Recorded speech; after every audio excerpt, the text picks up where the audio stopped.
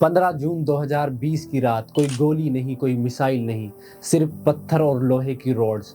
दो nuclear super power के सैनिक अंधेरी रात में गलवान वैली में आमने सामने थे।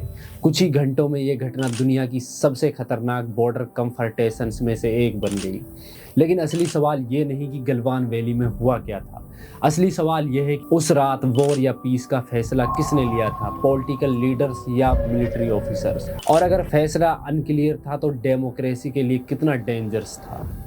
आज की इस डॉक्यूमेंट्री में हम जानेंगे गलवान क्लैश की पूरी कहानी। जनरल नरवाने की कंट्रोवर्शियल मेमर, पॉलिटिकल कंट्रोवर्सी और सबसे बड़ा सवाल, इंडिया चाइना वॉर में डिसीजन कैसे लिए जाते हैं। 2020 में ईस्टर्न लद्दाख में इंडिया और चाइना के बीच मैसिव मिलिट्री स्टैंड ऑफ शुरू हुआ। चाइना की पीएलए और इंडियन आर्मी दोनों ने हजारों ट्रूप्स, टैंक्स, आर्टिलरी और हैवी इक्विपमेंट बॉर्डर पर डिप्लॉय कर दिए। सैटेलाइट इमेजेस में बिल्डअप साफ दिखाई दे रहा था और एलएसी के कई पॉइंट्स पर फेस ऑफ चल रहा था। 15 जून की रात गलवान में दोनों सेनाओं के बीच वॉयलेंट कंफर्टेशंस हुई। दोनों देशों के बीच फायर आर्म यूज न करने का एग्रीमेंट था, इसलिए सोल्जर्स ने पत्थर, वुडन स्टिक्स, आयरन रोड्स जैसे ब्लंट वेपन का इस्तेमाल किया। ये मॉडर्न इरा का एक ऐसा क्लैश था जो ऑलमोस्ट मिडिएवल कॉम्बैट जैसा लग रहा था। इंडिया ने ऑफिशियली एक्सेप्ट किया इस पूरी कॉन्फ्लिक्ट में 20 इंडियन सोल्जर्स शहीद हुए थे। ये 1975 के बाद इंडिया चाइना बॉर्डर पर पहली फैटेलिटीज थी। पूरे देश में शौक और गुस्से का माहौल था। दूसरी तरफ चाइना ने कई महीनों लगा दिए अपनी कैजुअलिटीज को छुपाने में। फरवरी 2021 में उन्होंने ऑफिशियली कहा कि 4 चाइनीज सोल्जर मारे गए थे, लेकिन यूएस इंटेलिजेंस रिपोर्ट और इन्वेस्टिगेटिव जर्नलिस्ट का दावा है कि एक्चुअल चाइनीज कैजुअलिटीज इससे कहीं ज़्यादा थी। कुछ एस्टीमेट में 35 से 40 या उससे अधिक सोल्जर्स घायल या मारे जाने की बात कही गई है। इसी वजह से गलवान क्लैश आज भी कैजुअलिटीज और रियल ट्रूथ को लेकर हाईली डिस्प्यूट कॉन्फ्लिक्ट माना जाता है और दोनों देशों के बीच नैरेटिव अलग अलग हैं। 4 साल बाद 2026 में यह मामला फिर से हेडलाइंस में आ गया। वजह थी farmer army chief general Manoj Mukund Naravane की मेमर, जिसका नाम है 4 Stars of Destiny। The tanks were within a few hundred meters of Indian positions on the Kailash range. Kailash ridge में टैंक, इनको किसने बताया है? ये लिखा हुआ नहीं पढ़ सकते आप, अध्यक्ष ने ना बोला है। आप यहाँ जनता से छुपाने की कोशिश कर रहे हो। ये झूठ है, ये झूठ है। ये गारंटीड ऑथेंटिक है। बिल्कुल नहीं, काफी थी नहीं। So this is 100% authentic. Media opposition सदन को गुमराह करने की कोशिश कर रहे हैं। सर, आप एक काम करिए, आप मुझे बता दीजिए क्या कहना है मुझे। नहीं बोल सकते, अध्यक्ष आपने व्यवस्था दी। ये किताब अभी ऑफिशियली पब्लिश नहीं हुई है, लेकिन इसके कुछ हिस्से दिसंबर 2023 में द कैरवेन मैगजीन में छपे थे। उस समय ये आर्टिकल डिफेंस और स्ट्रेटजिक सर्कल तक सीमित रहा और पब्लिक डिबेट का हिस्सा नहीं बन पाया। लेकिन 2026 में ऑपोजिशन लीडर राहुल गांधी ने पार्लियामेंट में इन्हीं हिस्से को कोट किया और गवर्नमेंट पर गंभीर एलिगेशंस लगाए और मामला नेशनल पॉलिटिकल डिबेट बन गया। गवर्नमेंट का कहना था कि ये अनरिलीज डिफेंस रिलेटेड मटेरियल है और पार्लियामेंट में कोट करना नेशनल सिक्योरिटी नॉर्म्स के खिलाफ है। सरकार ने कहा कि डिफेंस मामलों से जुड़े अनपब्लिश्ड मटेरियल को पॉलिटिकल डिबेट में इस्तेमाल नहीं किया जाना चाहिए, ये मिसलीडिंग होगा और इससे आर्म फोर्सेस पर गलत परसेप्शन जा सकता है। दूसरी तरफ ऑपोजिशन का दावा था कि अगर फॉर्मर आर्मी चीफ पॉलिसी और डिसीजन मेकिंग पर सवाल उठा रहे हैं तो सरकार को जवाब देना चाहिए और डिफेंस गवर्नेंस में ट्रांसपेरेंसी जरूरी है। इस तरह नरवाने की किताब एक पर्सनल मेमर से नेशनल कंट्रोवर्सी बन गई। नरवाने ने अपनी मेमर में लिखा कि 2020 क्राइसिस के दौरान कुछ critical strategic decision political leaders द्वारा क्लियरली नहीं लिए गए।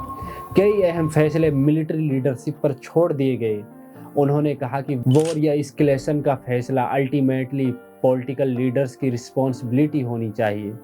उन्होंने इस सिचुएशन को एक हॉट पोटैटो कहा, यानी एक ऐसी रिस्पॉन्सिबिलिटी जिसे ओपनली हाथ में कोई नहीं लेना चाहता, लेकिन जिसके कंसिक्वेंसेस पूरे देश को झेलने पड़ सकते थे। उनका आर्ग्यूमेंट था कि डेमोक्रेसी में इलेक्टेड लीडर्स ही वॉर जैसे बड़े डिसीजन के लिए अकाउंटेबल होते हैं, क्योंकि इसका इम्पैक्ट सिर्फ बैटलफील्ड तक सीमित नहीं रहता बल्कि इकोनॉमी, फॉरेन पॉलिसी और सोसाइटी पर भी पड़ता है। ऑपोजिशन पार्टीज ने इन्हीं स्टेटमेंट्स को आधार बनाकर सरकार पर सीरियस एलिगेशंस लगाए। उनका कहना था कि डिसीजन मेकिंग में अम्बिग्यूटी, नेशनल सिक्योरिटी, गवर्नेंस फेलियर हो सकती थी। क्राइसिस के दौरान क्लियरली स्ट्रेटजिक डायरेक्शन नहीं दी गई और क्रूशियल डिसीजन सेना पर छोड़ दिए गए, जो डेमोक्रेटिक नॉर्म्स के खिलाफ है। गवर्नमेंट ने इन एलिगेशंस को रिजेक्ट कर दिया और कहा पॉलिटिकल लीडरशिप और मिलिट्री कमांड के बीच एस्टैब्लिश्ड प्रोटोकॉल्स होते हैं। मिलिट्री को ऑपरेशनल ऑटोनॉमी देना ग्लोबल प्रैक्टिस है। एक अनरिलीज्ड मेंबर्स के हिस्से को पॉलिटिकल डिबेट में इस्तेमाल करना गलत है।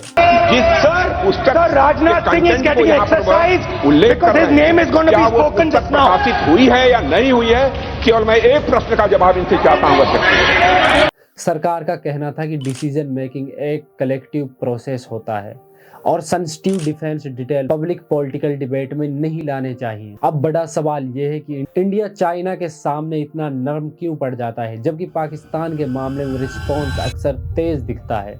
इसका जवाब सिंपल नहीं है बल्कि बहुत ही कॉम्प्लेक्स है। चाइना एक ग्लोबल सुपर पावर है, मैसिव इकोनॉमी रखता है, एडवांस मिलिट्री टेक्नोलॉजी और हग डिफेंस बजट रखता है। अगर इंडिया और चाइना के बीच फुल स्केल वॉर होती तो ये सिर्फ बॉर्डर कॉन्फ्लिक्ट नहीं रहती बल्कि ग्लोबल क्राइसिस बन सकती थी। ग्लोबल सप्लाई चेन टूट सकती थी, वर्ल्ड मार्केट क्रैश हो सकती थी, ग्लोबल इन्फ्लेशन बढ़ सकती थी और इंफ्रास्ट्रक्चर को मैसिव डैमेज हो सकता था। ये सिर्फ एशिया का इशू नहीं रहता बल्कि पूरी दुनिया प्रभावित होती।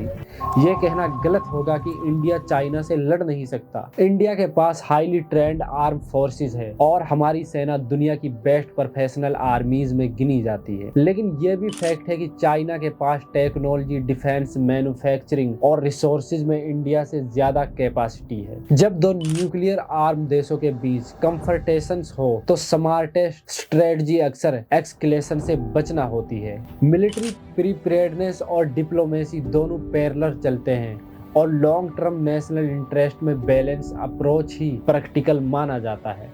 डिफेंस एक्सपर्ट और रिटायर्ड मिलिट्री ऑफिसर्स का कहना है कि चाइना के साथ सिचुएशन पाकिस्तान जैसी लिमिटेड नहीं होती, क्योंकि दोनों न्यूक्लियर पावर है और मैसिव मिलिट्री कैपेसिटी रखते हैं। स्ट्रेटजिक एनालिस्टिक परवीन शोन कहते हैं कि नरवाने का कंसर्न वैलिड था। वॉर डिक्लेरेशन हमेशा पॉलिटिकल लीडरशिप की रिस्पॉन्सिबिलिटी होती है। डेमोक्रेसी में इलेक्टेड लीडर अकाउंटेबल होते हैं और मिलिट्री सिर्फ एक्शन करती है। एक्सपर्ट्स ये भी कहते हैं कि डिफेंस गवर्नेंस एक कॉम्प्लेक्स सिस्टम है जिसमें political leadership, military command, intelligence agencies और ब्यूरोक्रेसी सभी कलेक्टिव रिस्पॉन्सिबिलिटी शेयर करते हैं। किसी सिंगल पर्सन या इंस्टीट्यूशन को ब्लेम करना ओवर सिंप्लीफिकेशन होगा। कुछ एनालिस्टिक नरवाने की कमेंट्स को स्ट्रेटजिक ट्रांसपेरेंसी मानते हैं जबकि कुछ इसे पॉलिटिकल कंट्रोवर्सी का हिस्सा मानते हैं।